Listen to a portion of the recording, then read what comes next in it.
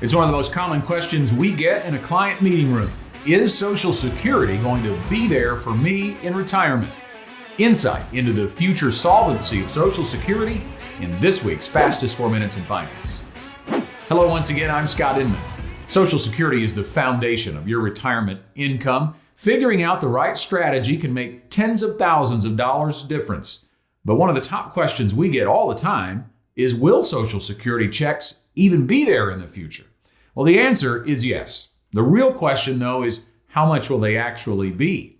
A new report from the Social Security Board of Trustees now estimates that the Social Security Trust Fund will be depleted by 2034, a year earlier than last year's report.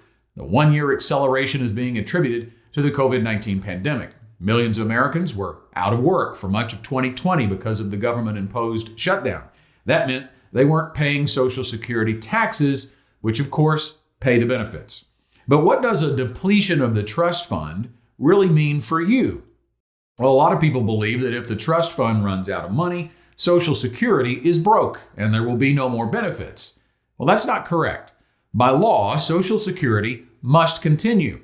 According to the latest report, if no legislative action is taken, Social Security at 2034 would be able to pay 78% of benefits beginning in that year. That would include future and current recipients. Of course, no legislative action over the next 13 years is unlikely. Although nothing has been done yet, politicians ultimately want to be reelected.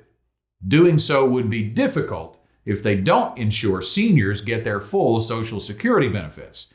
An AARP survey in April found overwhelming bipartisan opposition to cutting Social Security and Medicare benefits to pay down the deficit.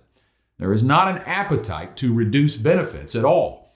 The possible fixes, though, are not that popular either, or we might have already seen it happen.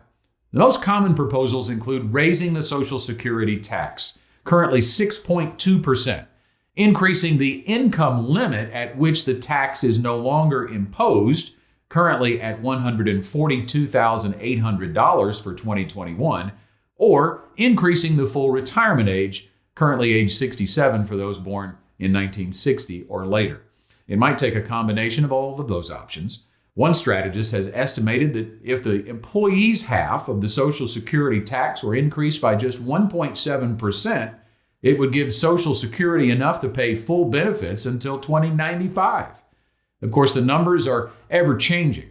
There are now just 2.7 workers supporting each Social Security recipient. And with the baby boomer generation continuing to add to the recipient list and living longer than generations before, it may take more than a slight tax increase to fix things. Bottom line, though, you should continue to count on Social Security as part of your overall retirement income. But as we've talked about before, it should never be your only source of retirement income, whether the solvency problems are fixed or not. Your retirement is up to you.